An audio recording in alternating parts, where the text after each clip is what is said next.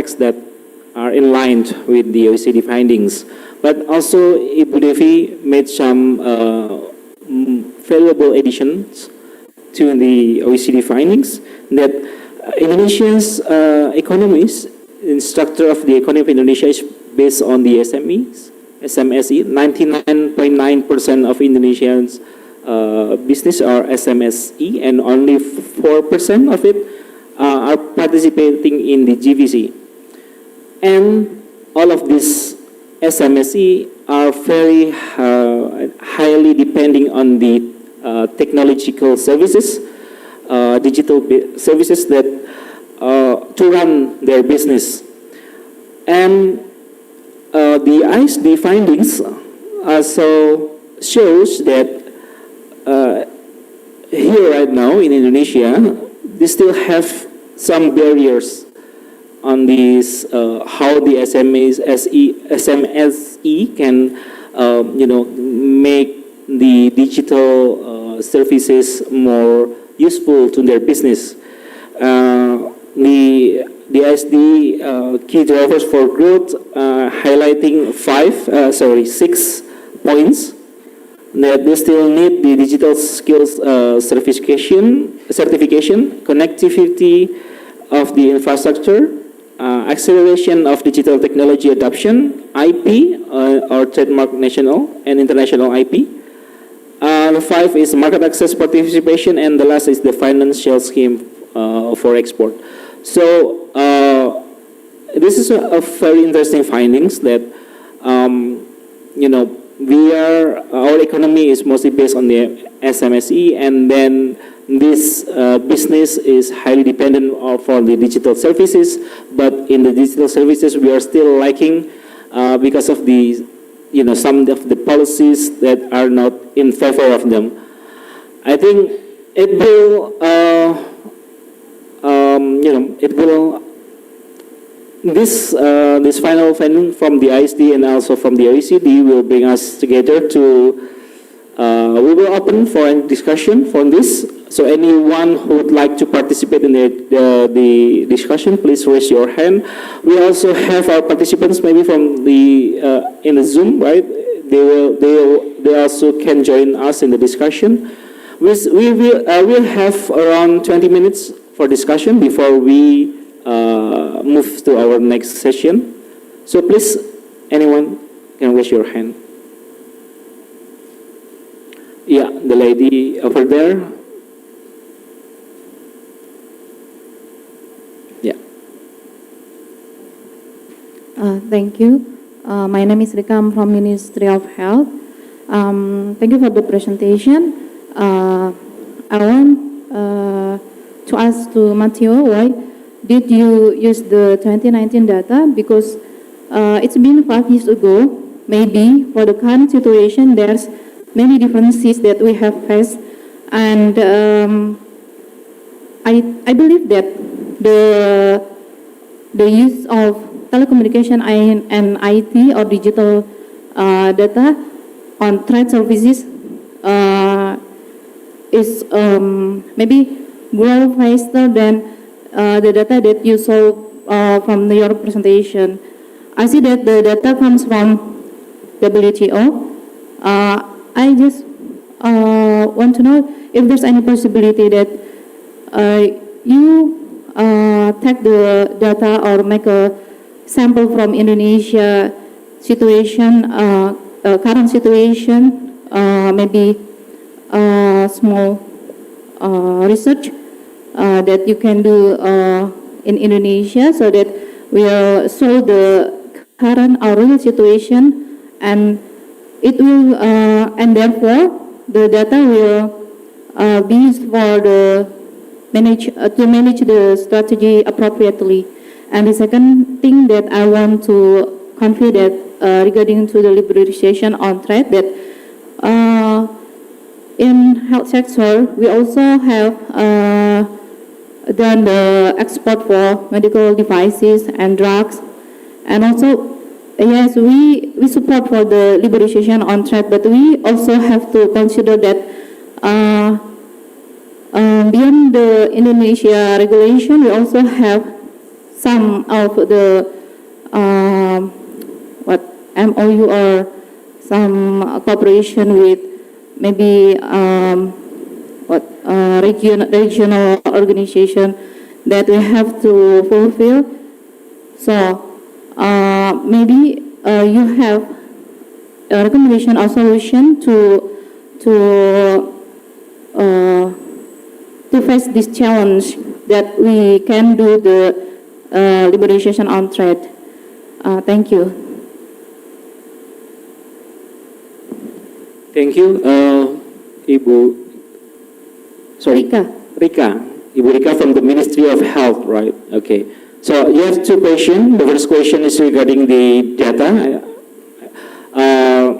You mentioned about the data collection from the WTO, and you would like to ask is whether the data collection can be collected from the local or domestic data, right? Okay.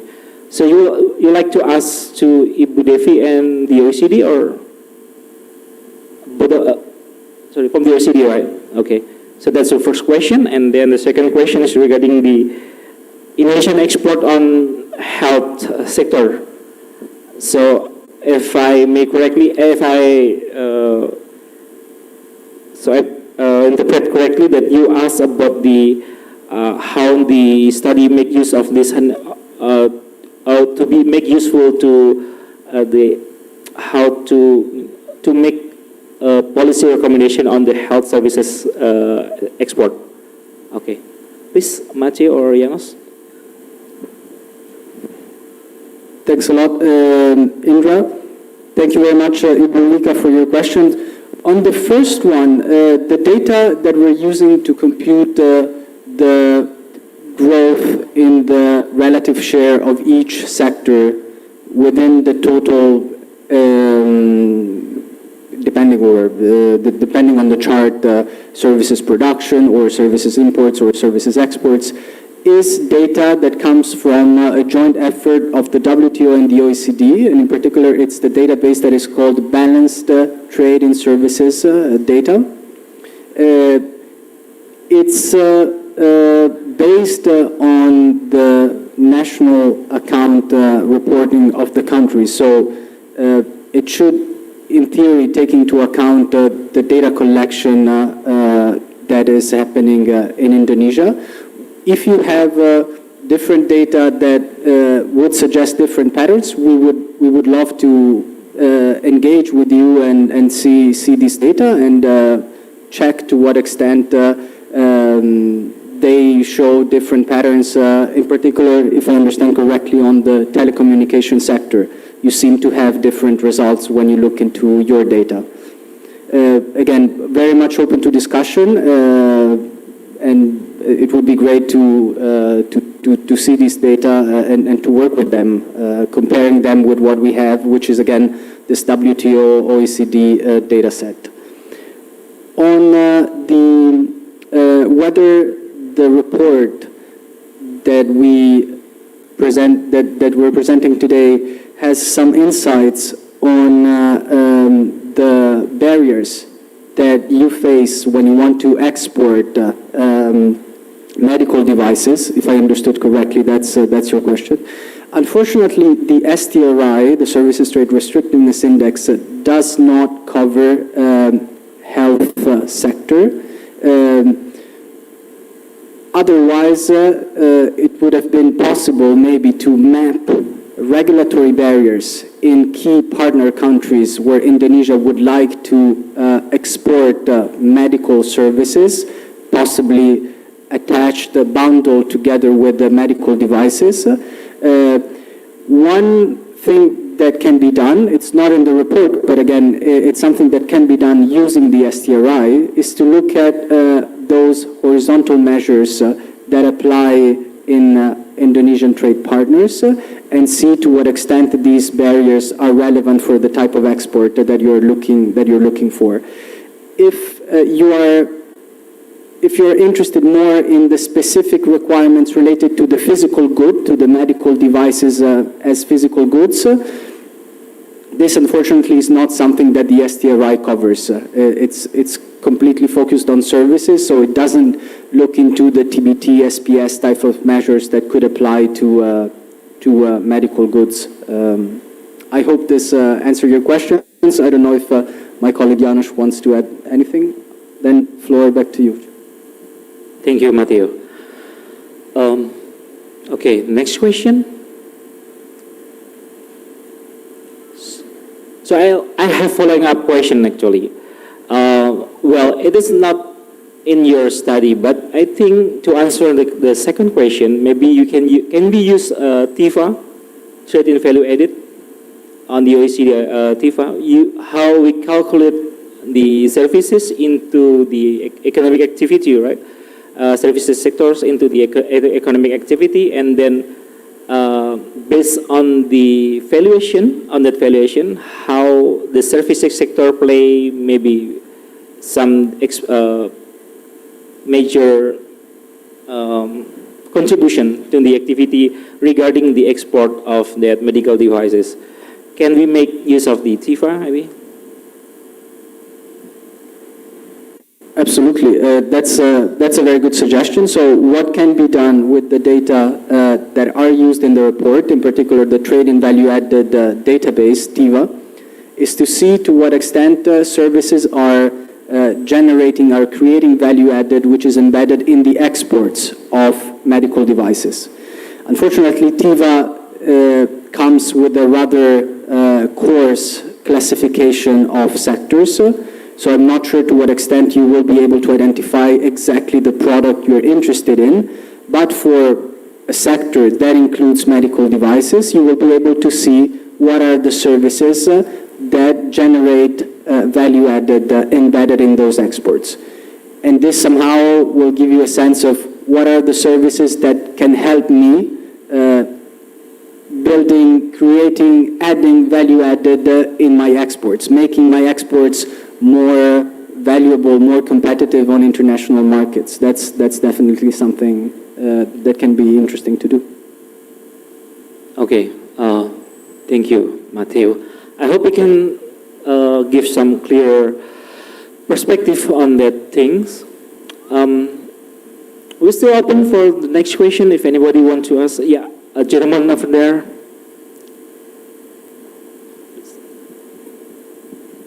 Thank you. My name is Mahendra Rianto from Indonesian Logistics Association. Thank you for the presentation and the data that you already presented. Probably I look at that way. OECD presentation probably from external of Indonesia, and ICD probably from internal of Indonesia. From your conclusion, what would be the data give for us in terms of Indonesia will be in 2045 as industrial countries? Because from the data that actually we have a lot of resources to be one of the industrial country in the 2045. Second thing is from your data, actually the supply chain and logistics costs or supply chains and logistic processes play a big role in the to be as an industrial countries. Mastering the supply chain and logistic competence will be one of the conditions to be industrial countries. Based on your data and compared to our data that bring by the Indonesian coordinating minister, Indonesia supply chain logistic cost is 14.29% to GDP. It's a big amount of money. If we compare to Ibu just now ICD report that Indonesian logistic cost is 15% to I don't know, to GDP or to the trade of services. This is a very big cost or burden to Indonesia. What would be the suggestion from both of you to be in this country compared to other countries, which is already been in the industrial countries such as probably like Thailand, Malaysia, and now Vietnam. Yeah, but the close comparison probably will be like Philippines, because Philippines is islands, 1,000 islands, like Indonesia. Indonesia 17,000 and Philippines is 7,000 islands. So what will be the, because if that, Indonesia will come, middle income traps if we are not in the industrial country in 2045. Probably you can share your view. Because the title is actually Reform Policies for the Industries. Thank you. Thank you, Pak. So, this is a question for both of you, I think, from OECD and ISD. This is regarding the Indonesia's projection to be in the advanced economy in 2045, actually. So we will base, how is your findings on the study in projecting, in the view of this projection to be as an advanced economy, and also highlighting the logistic matters, right? We're still high in the logistic. It is costs a lot for the trade and also for the production. Actually, it will be covered in the next session of the presentation, but I think it is good also to see the answers here. Please. Oke. Terima kasih Pak atas pertanyaannya. Let me just first give you how we got the numbers. Yeah. When we did the survey and we asked how the use of digital goods or digital services impacting their operation costs, and it is a self-declared answer by the respondents. So we got the 15.9%. It is a self-declared by the respondents that participated in our survey. They were mentioning logistic costs, yes, 15.9%. And the reason because they're able, since the use of digital technology, they're able to use and compare costs of what was available and what is not available. And this has been tremendous help for micro, small enterprises. And with regards to what is the suggestion for 2045, I think we mentioned that the key drivers for growth is the connectivity and the infrastructure, which includes the transportation infrastructure, because that will cut a lot of the transportation costs, and it will bring down further the logistic costs if we have the connectivity between, let's say, the outer islands as well as the eastern part areas of Indonesia. So that is the actually the fundamental drivers if we wanted to cut costs in the logistics. I think that's all I can explain for. I hope that answers your questions.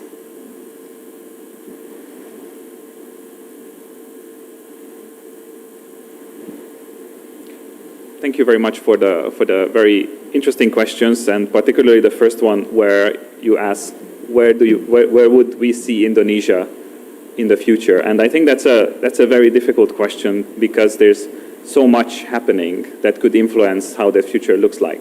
But maybe I would think about 3 different layers of those factors where, with the right policy and the right action, we could go in the right direction. And the first layer of that would be on the domestic side. So if you think about internal policies of Indonesia, what would be the right choices where you need to make reforms in order to enable the businesses in Indonesia to grow faster? And we talked about, for instance, telecommunication policies to enable greater connectivity, and that also touches a little bit on the logistical question, because there are so many islands, so many remote areas. With the right connectivity, the right ability to connect to markets, which are increasingly digital, you can enable companies to reach markets that are not nearby. So that's on the domestic side. And then you have another layer, which is more the regional side. And I think there too, it's very important for Indonesia to stay connected with regional policies. And Indonesia is already doing that tremendously well with ASEAN, for instance. And ASEAN is doing a lot in terms of advancing policies, also on digital, for instance, in the context of the Digital Economy Framework Agreement, but also through the different working groups, different working streams. So Indonesia's connection to the regional dimension will be very critical. And I think the third dimension will be the international one, where, again, Indonesia is a very important partner in many of the international discussions. And as you know, Indonesia just launched the accession process to the OECD, where it is very important that the policies that Indonesia takes as a next step will be to follow what are the best practices, how Indonesia can leverage existing data analysis to make the choices, the policy reforms that can enable it on domestic, regional, and international level to reach that target. Thank you, Matteo, Janos, and also Ibu Devi.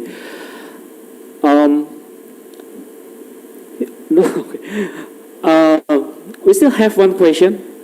I still have only one. I see two hands raised, so three actually. Well, quite interesting. So I will just give, if I may, the lady over there first. Sorry, just maybe a quick question. I'll give you two questions actually. One for the lady over there, and then the other one is for Bapak. Thank you. Okay, thank you for the opportunity. My name is Eta. I'm from the Ministry of Trade. I have a simple question. Since the OECD presentation mentioned the data without mode 3, which is commercial peasant, trade-in services, why are only modes 1, 2, and 4 shown in the data?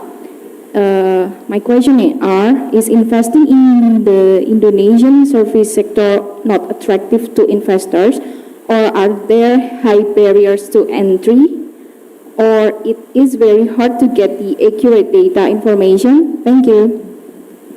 Okay, so it's a quite direct question. Why does it cover the mode 3? Yeah. Thank you. I can take this one. Thanks for the question, which gives me the opportunity to say that the report focuses extensively also on Mode 3. So it explores the patterns of services trade in Mode 3 using another database that has been developed at the OECD that is called the Analytical Activities of Multinational Enterprises, which allows to capture precisely Mode 3 through the sales of foreign affiliates in a country. So the sales of affiliates of, I don't know, an Italian company in Indonesia would be considered as Indonesia Mode 3 imports of services trade from Italy. We also go into the description of the relevant barriers that are particularly relevant for investment. So I would refer to the report where you will find information on this. Thanks. Okay, thank you, Matteo. The last question. Thank you. Thank you, Pak. My name is Syahrial from APJI, Internet Association in Indonesia. I would refer to World Bank analysis report that says any broadband 10% broadband incremental will give 1.38% GDP growth. So in terms of OECD analysis, what is the number in Indonesia? Is it the same impact of the broadband growth with the GDP or not? If it is lower, how we can proceed to make this happen in Indonesia? I think this question raised both to OECD and ISD. Thank you. Okay.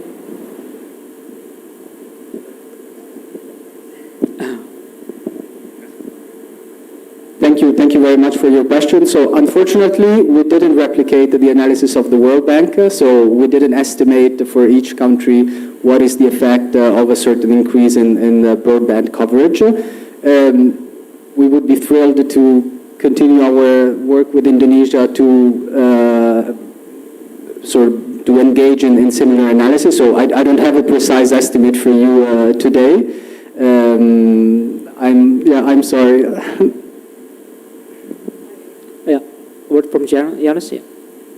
Just to complement, so outside of the study that we have today in front of us, the OECD has done some estimates on the impact of digitalization, and I just wanted to maybe recall one estimate that we did on digital connectivity, which is the ability for people to access the internet. And we looked at the impact of digital connectivity on trade, and particularly cross-border trade. And we found that if you are to increase connectivity by making sure that more people have access to the internet, that has a very positive effect on exports.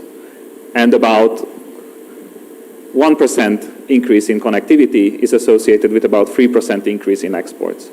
So that's a very important link, and it goes a bit, it's not exactly the same estimates as was done by our colleagues at the World Bank, but it's very much the same message. So increased connectivity helps to increase economic activities, in this case specifically exports.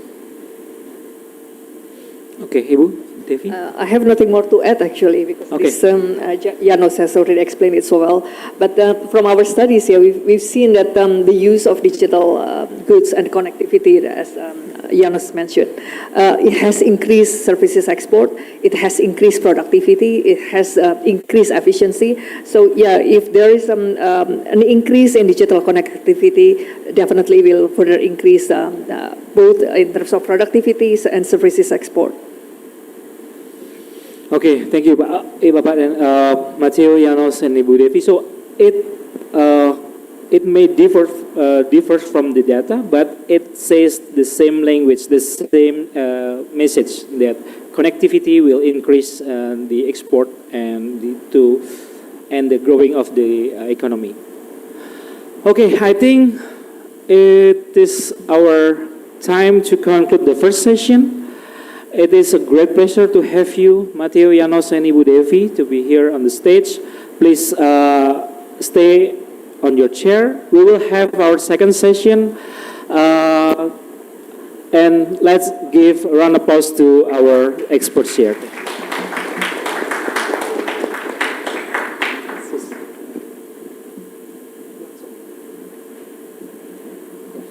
And for the second session, we have our experts from the ministry, from our line ministry.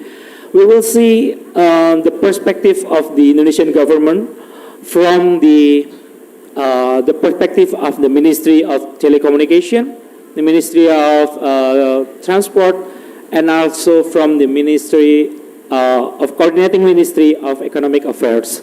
So it is on time that we will have Pak Atong here, the Assistant Deputy. Glad to see you here, Pak Atong.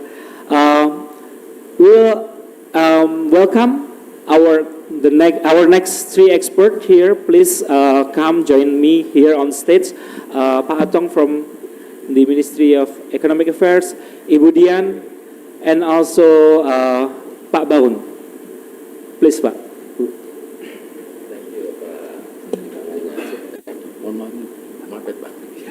Makasih Pak.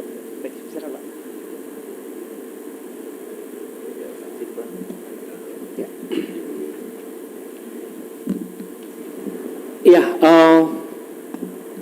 we have around 1 hour to present also the perspective from the Indonesian government. As I said before, we have here our expert from the line ministries, from the Ministry of Economic Affairs, Coordinating Ministry of the Economic Affairs, Pak Atong, welcome. The Ministry of Transport, Pak Baun, welcome, Pak. And also from the Ministry of Telecommunication and Digital, Communication and Digital, Ibu Dian. So for the first presentation, we will looking into the perspective of the coordinating ministry, Pak. Please, you have around 15 minutes to present.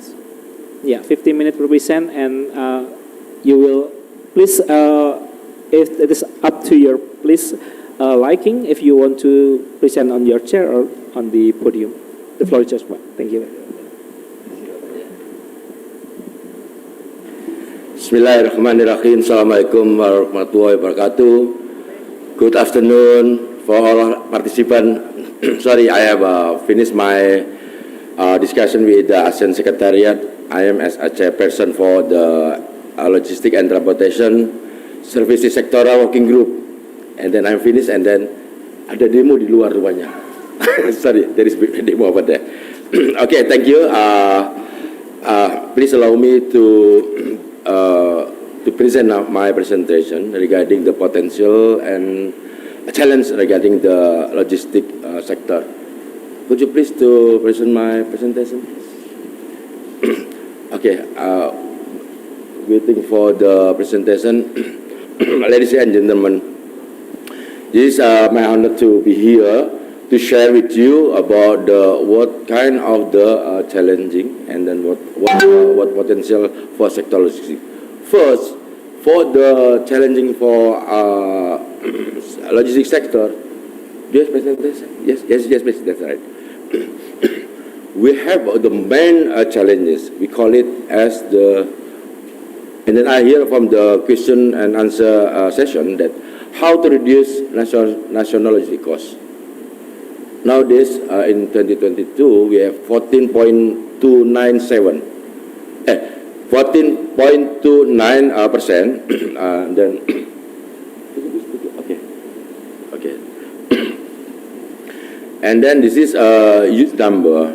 If this result is from recalculate from BPS, statistic agency, with using the input-output method, and then how to reduce the national logistic cost. There are 4 elements. First is transportation cost. Second is warehouse cost. Third is inventory cost, and then the last one is for the general cost. The strategy to reduce this cost, Kemenko Perekonomian or Coordinating Ministry coordination with the line ministry. The strategy is we look at about the cost structure. What should we do about the cost structure?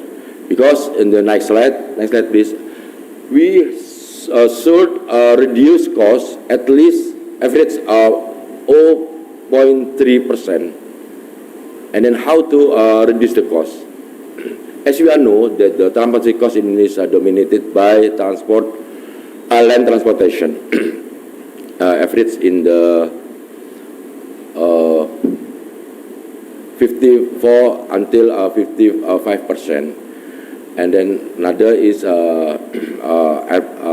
seaport, airport, and then train and seaport. Sorry, I just arrived, so I didn't have access, but it's okay for you. How to reduce the cost? We should learn more regarding the cost structure.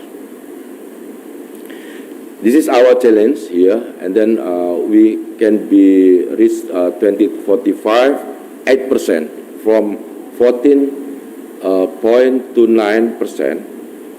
How to go to 8%? This is a challenging task. So in this event, I want to share with you, and then how important these issues. And then we have the problem like LPI rank, because we lost. I say lost, not go down. We lost 17 points from 46% rank to 83%. And then we have 6 elements over there: custom administration services, and then we have discussed with the related line ministry. We call it how to respond regarding the import license. We call it in English I say pertek. Pertimbangan teknis, recommendation from the line ministry, and then we will monitor about how long the services could be done by the line ministry. And then we have the infrastructure, we have the logistic competence, we have tracking and tracing, we have the timeliness. This is crucial. Yes, in my presentation I will show you what about the new policy to develop or improve logistic sector in Indonesia. Before previous slide please. Previous sebelumnya. Nah, and then the other thing is we have the visit transportation service sector in current account. Can you imagine that we have the huge main problem here? Because in 2021, the deficit amount 6.2 billion US dollar. 2022 deficit 8.2 billion US dollar, and then 2023 is 8.7 billion US dollar. Can you imagine? And in this another side, we are proud have a surplus with our good trading. But on the other hand, we still have a problem. Indonesia facing the deficit transaction. This is huge number. And then we have in Coordinating Ministry, we have invite our Land Ministry to discuss about that. This is more important. And then another, we talk about the availability and price of table. Yes, Indonesia, I hear from the discussion that Indonesia is unique archipelago. We have the remote area. We have the area region cannot connect it. So we have proposed regarding the new policy regarding the logistic policy. And then we talk competitiveness, global political mitigation. Next slide, please. And then next, because moderator give me only 15 minutes. I think 20, no, but 15, it's okay. Ladies and gentlemen, I want to show you when we talk about what potential regarding the logistics sector. In this screen, you will see that big bone of economic growth in Indonesia is come from in the gas industry. And then industry and logistics, this is have the positive relationship.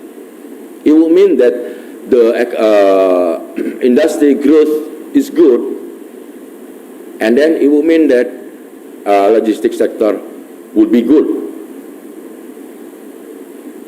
and so on. And then we see the transportation and warehousing contribution is 5.93%, and then you look at that this is very good for Indonesian. But we have to maintain regarding the industry sector, because industry sector and the logistic sector is have positive relationship. Next slide, please. This is the picture show that yes, we have the good for growth of transportation and warehousing. Ladies and gentlemen, I want to show you that before 2021, national logistic costs calculated by with the transportation and warehouse, and then the inventory and the good. In the new approach, we divided four. We follow the American and Thailand calculation, because they separate with the four elements. First is transportation cost, and then the warehouse, and then inventory cost, and others is general cost. It shows that yes, this is still good in Indonesia. And then I will show you again what potential about logistics. Unless in the 2020, this is COVID, pandemic COVID. Next slide, please. Ladies and gentlemen, we want to inform you, we are happy to share with you that today we are on process to propose new policy regarding the logistics. This policy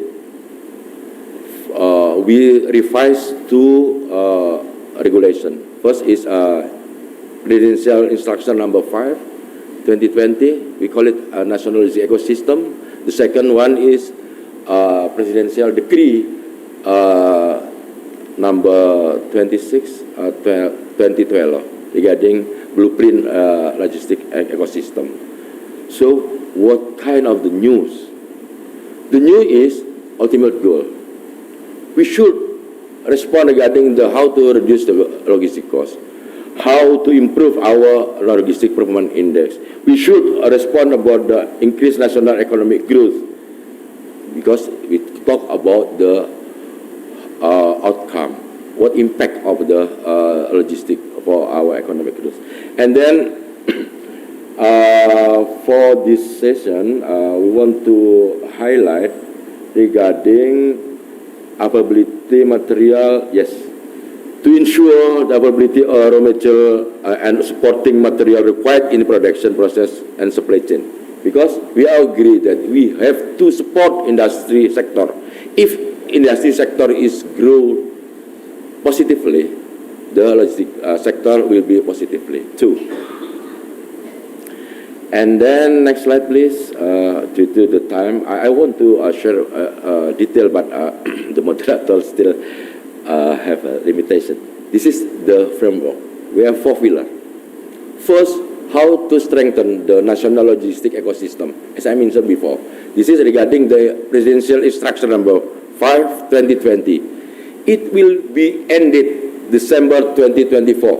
So they have 2 legal bases to conduct their activity. So we have to provide the legal basis.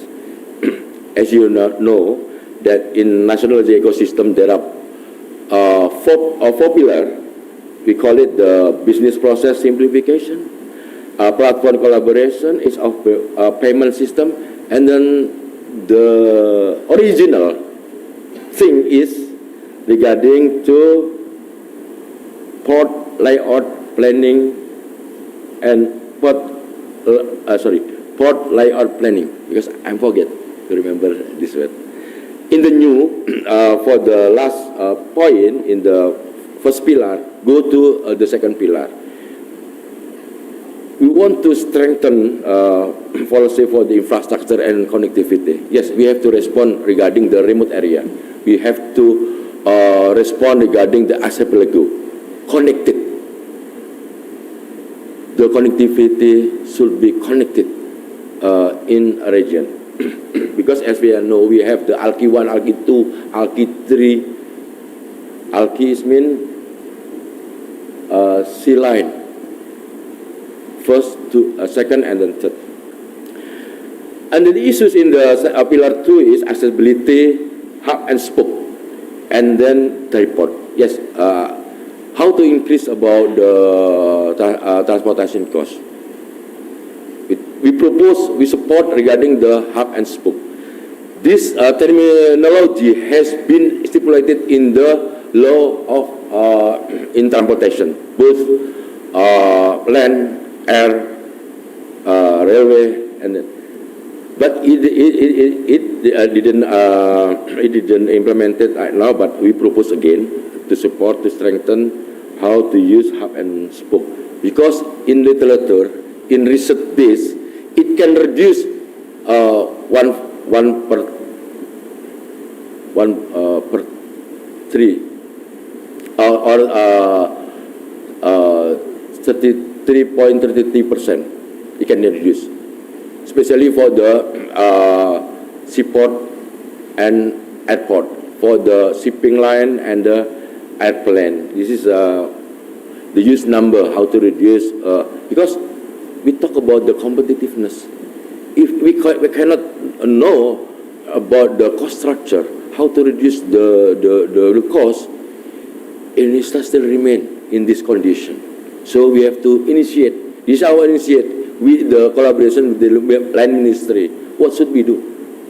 This is an important question for me to share with you. And then another thing is we propose regarding the consolidator and integrator, because it came from when we talk about the reverse logistic, when we talk about the imbalance in cargo between western part of Indonesia, central part of Indonesia, and then eastern part of Indonesia. If we didn't propose regarding this new initiative, we cannot reach effective and efficient logistic sector. Okay, I want to proceed. And the third pillar, policy for improving, yes, we call it about the human resources, and we talk about the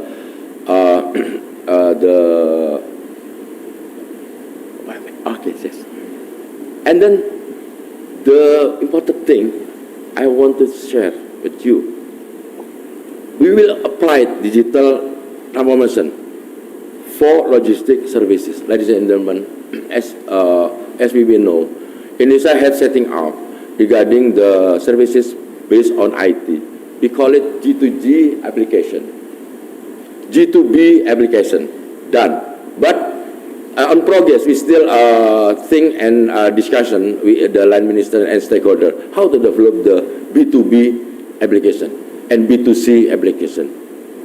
We have yesterday we have meeting with another line ministry to discuss about it, because let me show you this IT can reduce the cost. Could you please to jump to the last page, please? Because moderator have shown me. I want to share with you everything. Yes, yes, goes the last page. Yes, last page. Yes, stop. This figures show that by IT implemented in national ecosystem, the survey shows that 2022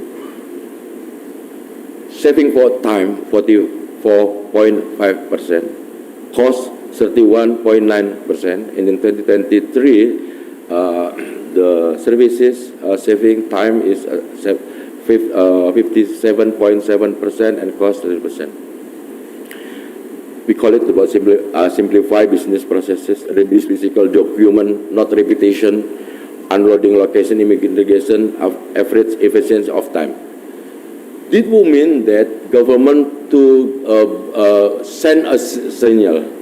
We want government in Indonesia government want to send signal certainty for the stakeholders or industry is more important for Indonesia, both investment and provider. I think I have 2 minutes. Okay, I'll be back because I want to show you, because what about the logistics sector in the future coming? We have potential issues. Sebelumnya, please. We have industrial estate. We have the economic zone, the whole of Indonesia. We want to connect this area. And then, example, we want to shifting 1% until 5% trucking to shipping and train, with the condition if the destination is exit 250 kilometers, because if trucking exit 250 kilometers is not efficient. We propose that this is good, and I'll talk to senior officer for the transportation minister. Pak Dirjen say that why 1% and 5%? I need double digit. For what? I say. Pak Dirjen say I need margin for our train and then for our shipping company. I think enough, because this is very interesting, but I want to detail, because this slide is, there are many of the detail to discuss. Due to the time limitation, thank you ladies and gentlemen. Alhamdulillah wabillahi taufiq walhidayah. Assalamualaikum warahmatullahi wabarakatuh. Waalaikumsalam. Thank you, Pak Atong. If I may summarize your presentation, Pak. So I think for your, I got some key points here that we, Indonesia still have high, high cost of logistical. In the national logistical cost is very high. Still in 2022, we are still 14.29%, but we have the national logistic cost reduction target in 2045. It should be 8%. Well, okay, it has so much thing to do, so many things to do, but the government is on process of doing that. The government has the framework for the new policy that has four pillars. The first pillar is to strengthening policy for the national logistics ecosystem. The second pillar is strengthening policy or for infrastructure and connectivity. The third pillar is the policy for improving competitiveness of HR and logistics sector. And the fourth pillar is digital transformation policy for logistics services. So what the governments would like to do is to simplify things that it is also we have the evidence from the Ministry of Finance that from the 2020 to 2023, we have made some progress here. The achievement in the airport logistic management, we have simplified business process with efficiency up to 50%, reduced physical documents by 75%, unloading location integration up to 67%, and the average efficiency of time and cost. So I think what the message here that the government is doing its job right now, how to simplify the business process, to simplify anything that will reduce the cost of the logistics. So I think that's summarized from your sum up your presentation, Pak. Thank you. And then we have our second presentation from the Ministry of Transport. Pak Baun, please, Pak, join us. Thank you.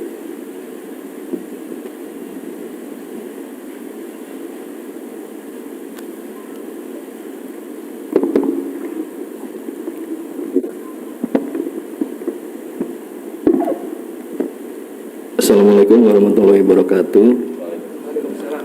Good afternoon, ladies and gentlemen. It is afternoon already. Well, first of all, thank you, Indra, for the opportunity to stand here and speak to all of the fine ladies and gentlemen. There is something that I would like to correct, that I'm not an expert. I wouldn't call myself an expert. I just happen to be working for the government, that's it. Okay, I think this will be quick because in my slide I don't elaborate about regulation, and we just want to share with you everything that we have and what we have done in the past few years. Next slide. I think we can skip this slide thanks to Mr. Atong that have presented this Logistic Performance Index. Next slide. Next. Yes, this is Indonesia at a glance. This is our challenges. 7.8 million areas, 267 million people, 16,000 more islands. This is what we have to deal every day. The disparity, the logistic cost, financial and connectivity, imbalanced economic growth between western and eastern part of Indonesia, inadequate infrastructure and imbalanced cargo. Also the point of outer border and undeveloped area. How do we cope with these challenges? Next slide.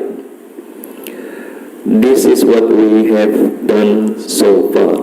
The implementation of sea transportation in 2024. There are 37 sea toll routes, 16 ready routes, and 107 pioneer ship routes, the livestock fleet 6 routes, and the public service obligation from PT Pelni 26 routes. This is connect all the island in Indonesia. Well, maybe not all of them, but we have tried our best to connect all of the island in Indonesia, so we can make everything in the east area is the same as in the west part of Indonesia. Next slide. This is the amount of Indonesian shipping companies. As we can see, in 2005 we have only 1,591 shipping companies, and by the year of 2024 we have 6,000 more Indonesian shipping companies. Next slide. This is the company split from the Indonesian shipping companies. You see, we have more tugboats and barges. What we can see from this slide? Anyone can guess what we can conclude from this slide? Well, my guess is maybe there most of our ships are in the eastern part of Kalimantan, transporting coal for cargo. Is it correct, Mr. Atom? Okay, next slide. This is the data on ship for export and import from 2017 to 2023. We can see we have 1,211 companies and 31,393 vessels. This is what, based on the ship's flags, the number of company that acts as an agent for foreign ships, and domestic ship is shown on the diagrams above. The orange one is the operator of domestic ship operator, and the blue ones is the foreign ship agents. And when you see the right part of the chart part, this is actually the domestic ships and the foreign ships. And the chart on the most right is the number of ship calls in 2017 to 2031. You can see most of the ships that are involved in the export and import are the foreign vessels, and we only have a small part of the percentage for the export-import activity. Next part. This is the export activities by the commodity. You can see the year 2017 to 2022. Most of our commodity that are exporting is coal, and the other parts is only not only a significant number. And also palm oil product is the best product for our export commodity. Next. And the import commodity, on the other hand, is oil fuel and crude oil. This is our favorite import commodity for imported commodity by the sea transport. And next. This is the destination of the export and the import countries from our export import activity. You can see we have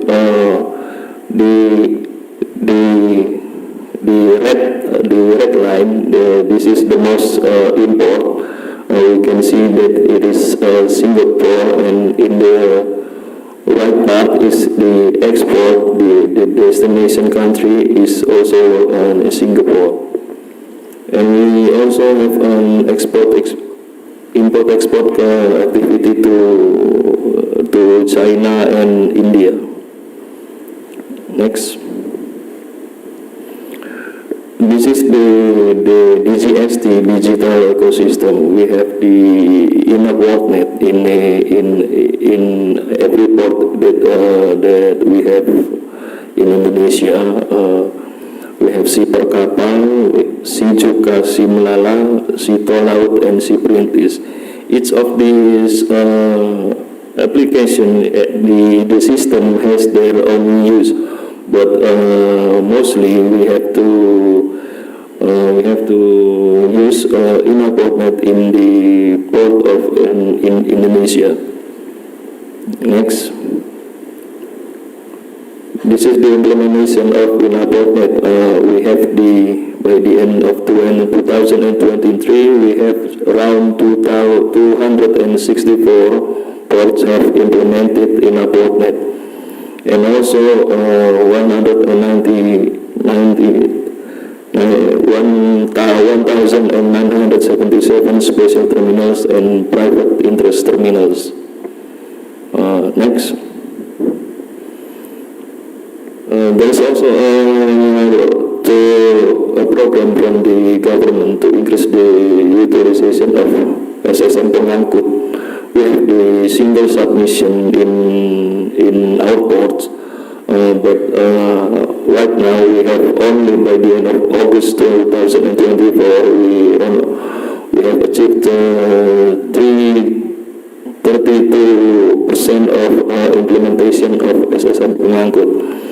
SSM pengangkut is the system that is maintained and owned by the National Single Window Body, and this is we can see the next slide that connect to the system is the Ministry of Transport, the Custom, Immigration, and also the Ministry of Health. The goal of the system is that our customer, our shipping agent, is only need to supply one superset data, and it is enough to all the ministry or the process of their clearance. Next. Thank you, ladies and gentlemen. That is all that we need to present it. Waalaikumsalam. Wassalamualaikum warahmatullahi wabarakatuh. Terima kasih Pak Bang. That's exactly 15 minutes Pak. Thank you for keeping the time. So from the presentation of Pak Baun from the Ministry of Transport, it is actually valuable addition to the previous presentation. As we know, we know that Pak Katong previously presenting the national framework policy to reduce the logistical costs. To reduce the logistical costs. So the maritime transport already did and still doing the some of the policy that is included in that pillars. We have here some of the ministry's policy regarding how to digitalize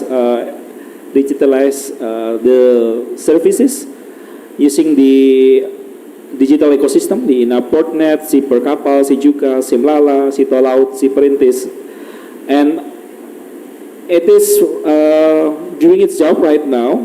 And I see also the highlight of this presentation is also how huge is the industry of the shipping industry, the maritime transport, valuable economic. So it is very important sectors in Indonesia, and also it plays the valuable, plays the very important roles in the economy of Indonesia. So I think it is also one of the major part of the study from the OECD, and I hope it is also in line with the study. And I also have some hope to from the ministry to make use of the study by the OECD to make a better policy and to have a better economic growth in the future. And the last presentation, we will have Ibu Dian. Ibu Dian, you have also 15 minutes to present. Thank you.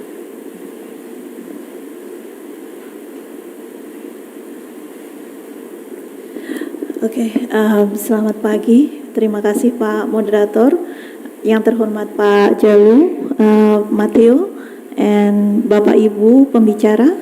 Assalamualaikum warahmatullahi wabarakatuh. Very good morning to you all, ladies and gentlemen.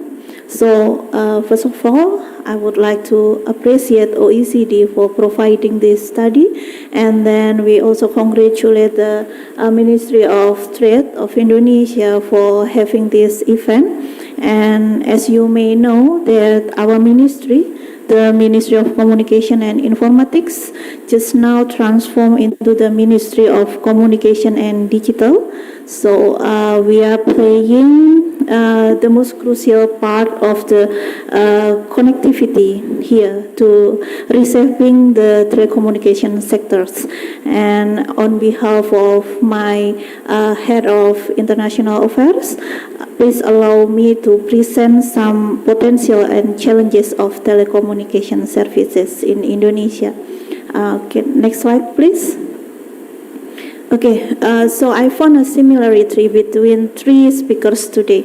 So all of us has Indonesian map in the presentation, and here is I would like to show you that it means that we are committed to addressing global challenges, connecting the unconnected. So in line with our respective speaker on the first session, so we see the connectivity in two main ways. First is building the infrastructure, and then second, connecting the people. So part of our efforts to develop ICT infrastructure, we focus on making sure that even the most remote areas get connected and can access essential services. So one of our key initiatives is the Palaparing. So I believe that people here is already familiar with Palaparing. It's 36,000 kilometers of high-capacity fiber optic networks across Indonesia, and this is giving reliable high-speed internet to now it's for around 440 rural and urban areas across the country. By the end of 2019, the Palaparing became the backbone of Indonesia broadband, and we didn't stop there. We are working by rolling out almost 5,000 4G base stations to cover over 9,000 of Indonesia's most remote districts. So next slide, please. So this is the challenges, this Indonesia geography. It makes providing telecommunication services a real challenge. With over 17,000 islands spread across the archipelago, building a comprehensive and reliable telecom network is a daunting task. So physical barrier means it's difficult and expensive to lay fiber optic cables and install the necessary equipment. So services are not evenly distributed, even it's in rural and remote areas. So getting to some of these remote areas and isolated communities is also tricky, as many lack basic infrastructure like roads and electricity, which are essential for telecom installation. The cost of transporting materials and maintaining equipment in this area is high, which often discourages private investment. This leaves many rural areas underserved, widening the digital divide and limiting access to important services and economic opportunities.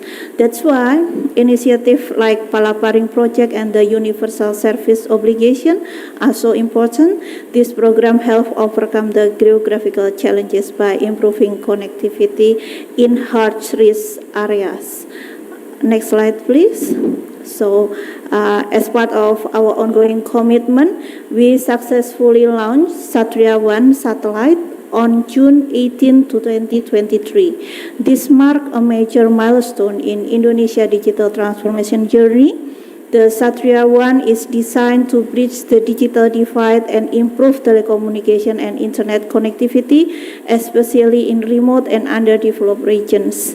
It will provide high-speed internet access to around 150,000 public facilities, such as schools, regional government offices, and health facilities, particularly in the disadvantaged frontier and remote areas, or in Indonesia we call it 3T. This is a crucial step in making sure all Indonesians can access reliable internet services. Following the success of Satria 1, the government is also planning for the Satria 2 satellite. This next generation satellite will extend internet coverage to areas that fiber optics or microwave links still cannot reach. Satria 2 will be equipped with similar high-capacity technology, with plans to double its capacity from 150 Gbps to 300 Gbps. While the project is still on the technical discussion phase with the National Development Planning Agency, or BAPNAS, and the Ministry of Finance, we are also exploring partnership with the private sector. The goal is to start the Satria 2 next year as part of a broader strategy to build a strong, reliable digital infrastructure to support the nation's digital transformation goals. Next, please. So this is the other challenge. Developing and deploying these satellites is not without challenges, especially when it comes to investment and the technical complexities involved. But Indonesian government, through the Ministry of Communication and Digital, is being proactive. We have been actively looking for foreign investment and partnership to support this big project. In fact, the construction of Satria 2 is expected to be fully funded by foreign investor, with a target of 860 million US dollar. Or about 30 trillion Indonesian rupiah. That's a huge financial challenge for us. Even with all the investment, there is still a gap, especially in rural and remote areas where it costs a lot to roll out infrastructure.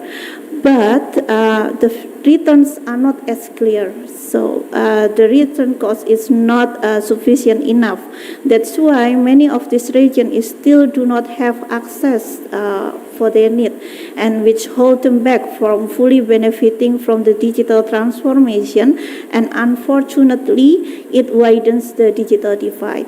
To tackle this, we need to take a multi-pronged approach. First, we have to strengthen partnership between the public and private sector, bringing the expertise of resources of both.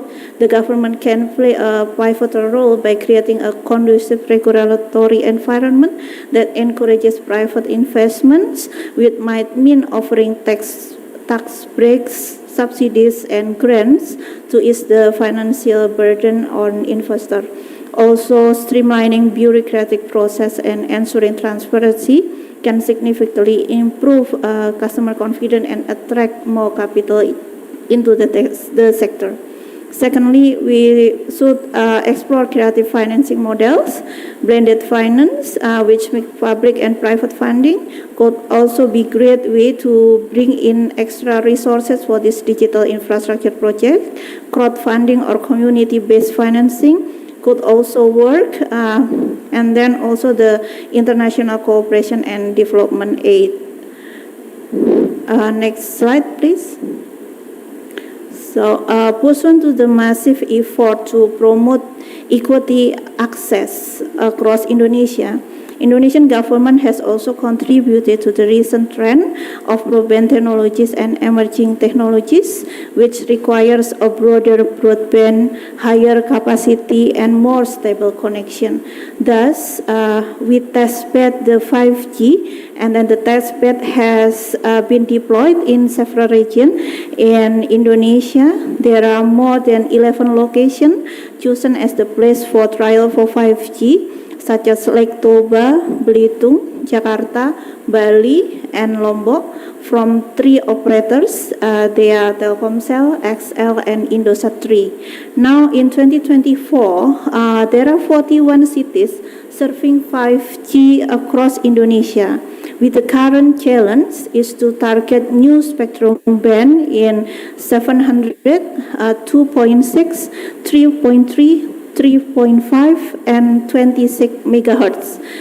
Apologies for being too technical, but this is to inform you about our commitment to provide a broader broadband to serve high demand of capacity of 5G.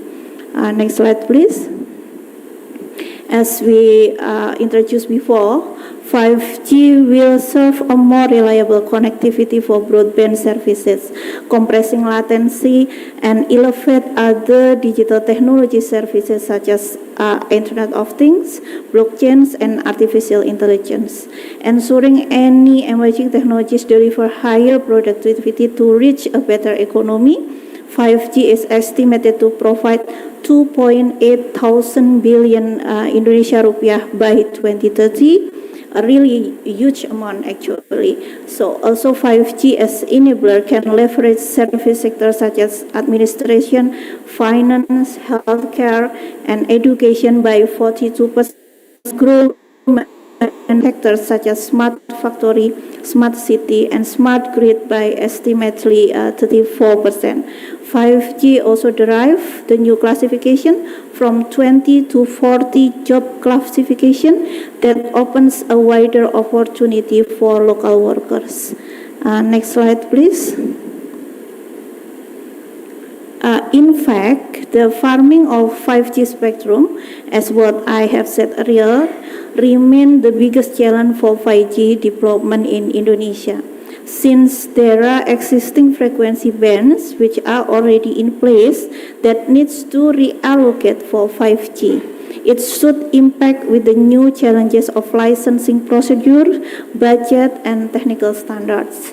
Also, it's overreaches to the problem of creating a new sustainable business for telecommunication operator, which has already invested in obsolete technologies. Thus, Indonesia is now being busy to set many resources and study in bilateral, regional, and multilateral arrangement to find the most suitable mechanism of 5G adoption in Indonesia. Recently, one of study is conducted under the ASEAN Digital Senior Official Meeting. It's collaborating with GSMA. So next slide, please.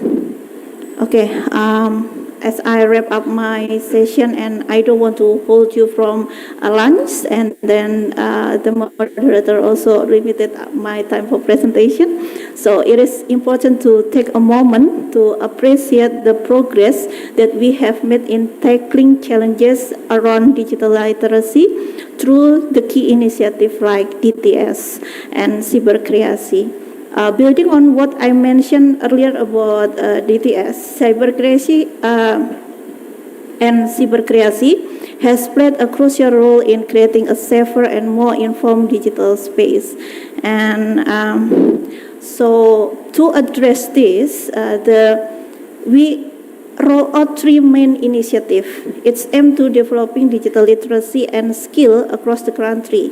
First, we are providing basic literacy education to over 12.48 million Indonesians, ensuring that more people are familiar and essential in technology tools and concepts.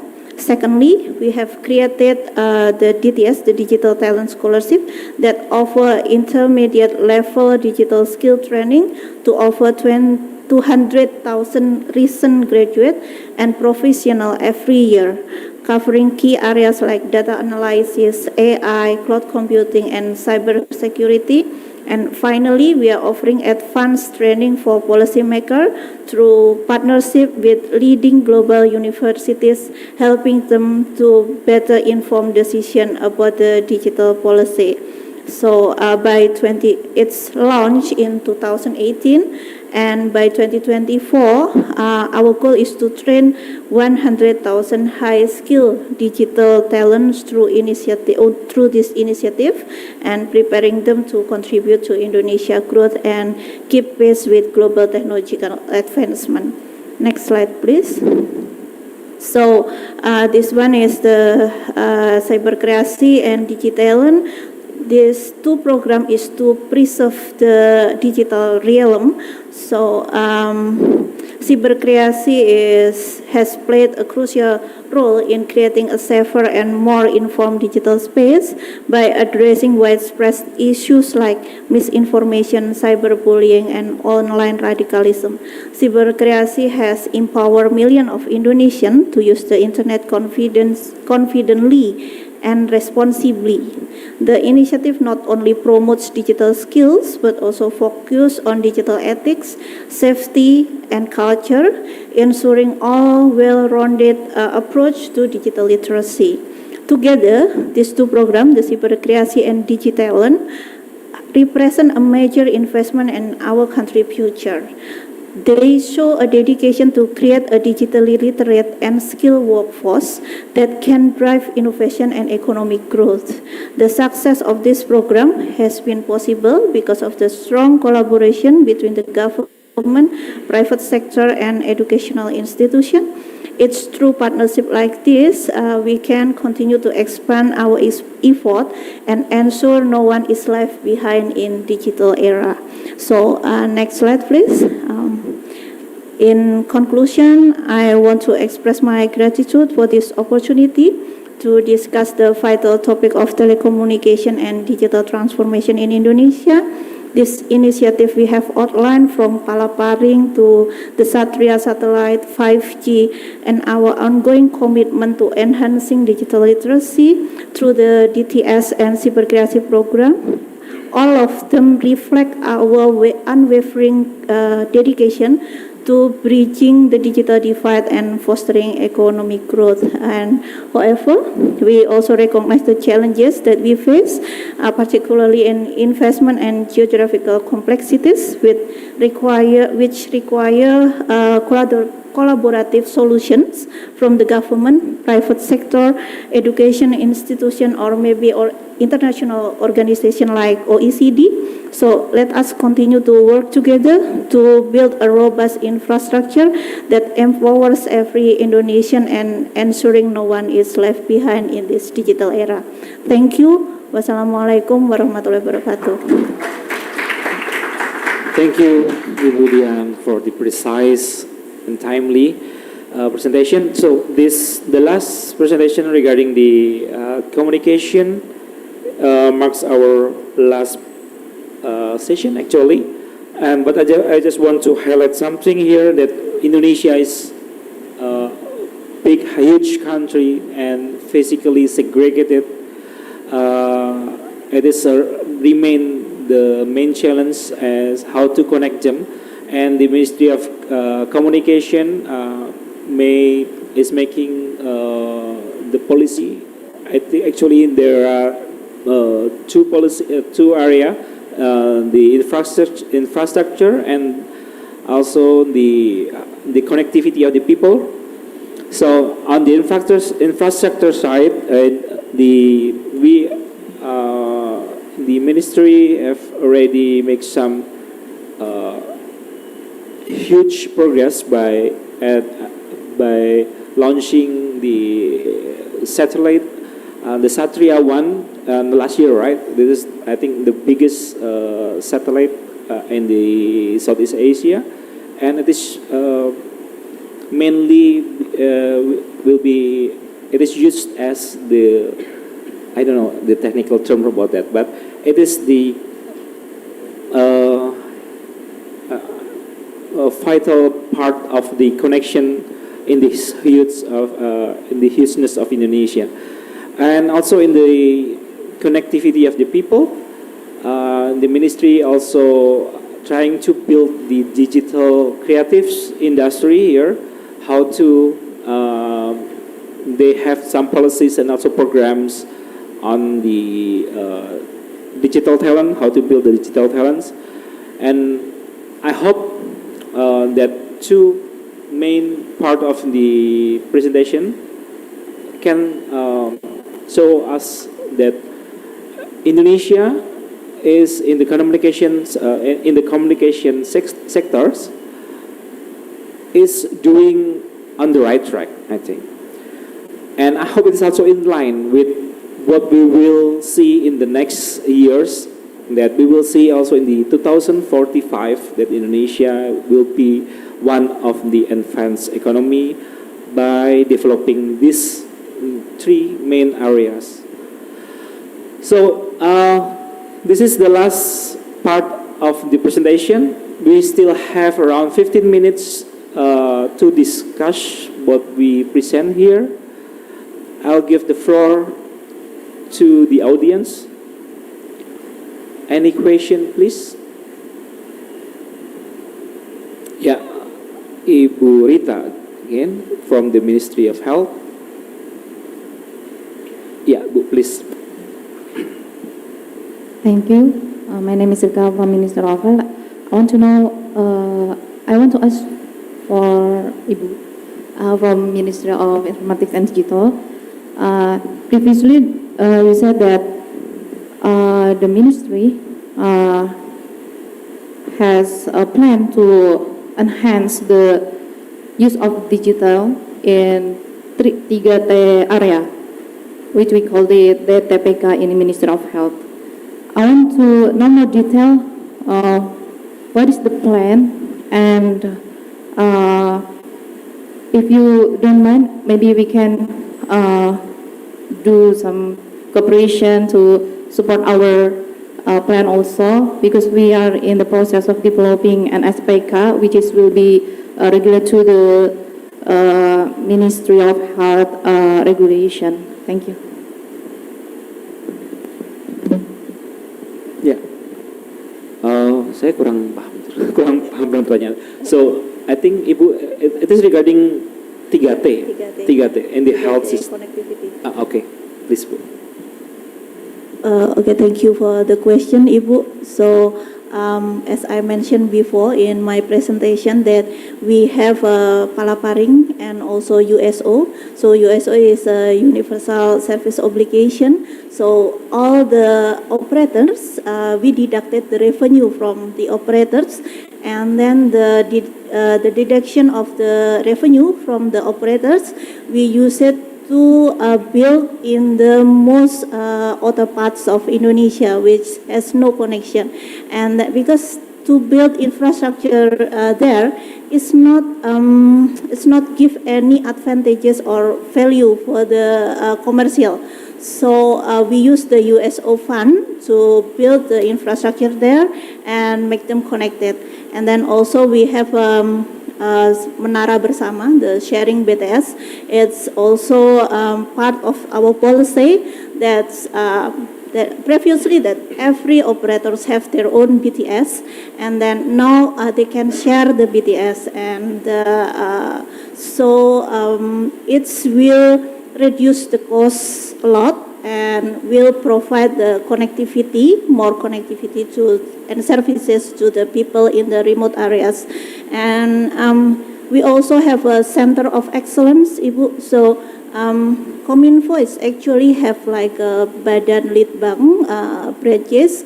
It's on all over Indonesia, and our center of excellence give and provide the digital literacy training for the people, especially for the UMKM, for the MSME, the operators and providers of MSME, and then also for women, because of the most of the MSMEs run by women. So we also have the specific program, and then also for children. Now we are developing the policy regarding the protection of children, child online protection in digital space. So it will be extended from our legislation, Pak, from Undang-Undang ITE, from Internet Electronic and Transaction, and also the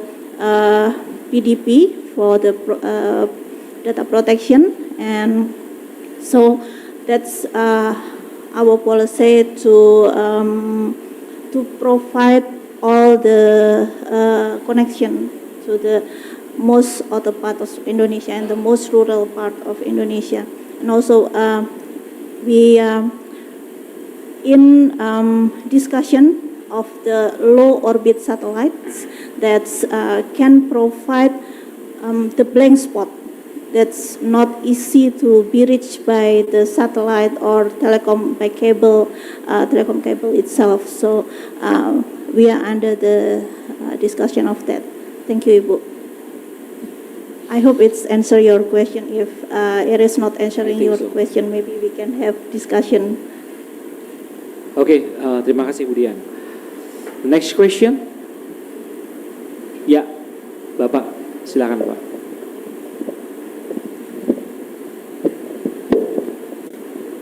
Terima kasih. Assalamualaikum warahmatullahi wabarakatuh. Pak Atong, ini teman bukan partner in crime tapi partner in discussion ya Pak ya. Kami Asosiasi Logistik Indonesia di bawah Bapak Atong dalam diskusi-diskusinya. Allow me team of OECD to speak bahasa because ini lebih banyak teman-teman yang mungkin bisa tahu. Pak, tadi Pak Atong targetkan 14,29 menjadi 8. Mari kita kerjasama Pak. Ya, karena at the end of the day, tadi di sesi pertama kita bilang bahwa Indonesia harus menjadi 2045 menjadi negara industri, dan challenge-nya adalah yang tadi Bapak sampaikan. Harus ada quick wins Pak. This is sekarang new presidency, mari kita kerja lagi Pak. Ada dua, tadi Bapak dari Perhubungan menyatakan bahwa challenge kita di laut Pak. Ada dua undang-undang Pak yang itu bertentangan, dan saya pikir itu nanti kita bisa diskusikan, karena tadi saya di tahap awal saya diskusi bahwa kita bisa contoh Filipina Pak dalam menangani 7.000 pulau, tapi dengan sistem perhubungan menggunakan jasa Roro vessel Pak. Tadi dari data Bapak itu lebih ke barge, di Filipina itu Roro vessel Pak, dan itu lebih efisien, karena pelabuhan Roro itu lebih simpel Pak, tidak ada crane, tidak ada truk naik, truk turun langsung jalan Pak untuk distribusi. Di presentasi Ibu ICD tadi bahwa distribusi cost kita 15%. Nah kalau kita turun naiknya langsung dengan truk roll-off mungkin bisa lebih efisien. Itu mungkin bisa menjadi quick win sehingga balance volume tadi itu bisa terkejar dengan cepat Pak. Tentunya industri yang harus dibangun di wilayah timur itu adalah second stage-nya. Nah, ada dua regulasi Pak antara Undang-Undang 17 Kelautan dan ASDB Pak. Roro di kita ini untuk yang ocean going nggak boleh Pak supir masuk ke dalam kapal.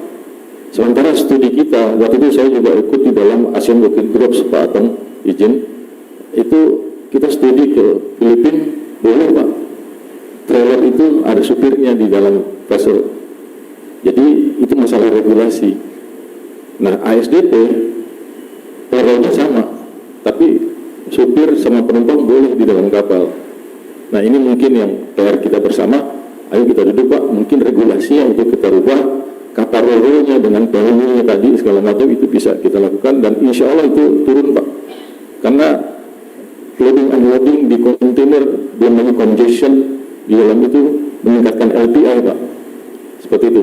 Itu aja mungkin dari kami. Terima kasih. Assalamualaikum warahmatullahi wabarakatuh. Terima kasih Pak. Bisa mungkin langsung ditanggapi Pak Atong atau Pak Baun.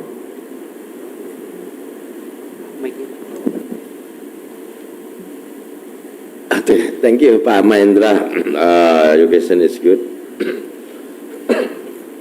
Yes, we have to confess that the regulation usually can, this is a problem. And then, address to your question, I think it better we have to look back, because usually, sometimes, there are many, not one, many of the regulation usually can red tape for investment or trade, or today we call it about the logistics sector. Yes, we have to scrutinize again. We look back.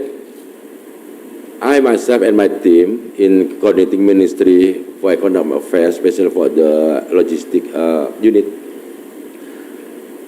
we are usually revise not only about the ministerial decree, both law, the level of the law, we propose to revise. We propose to revise because it not in line with the spirit of the government, new era.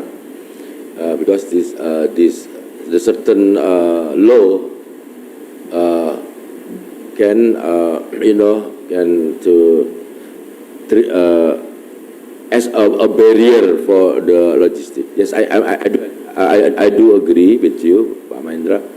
So please to list down the what kind of the regulation can as a barrier for the logistic. I usually invite line ministry to discuss about it. Yes, I have a few of the experience to revise, not only about the ministerial decree, we call it in a presidential instruction, presidential decree, or government regulation. Yes, we have to, because sometimes this is funny. There are decree from the director level can make a situation is not clear. For example, like the environment regulation. Sometimes the requirement.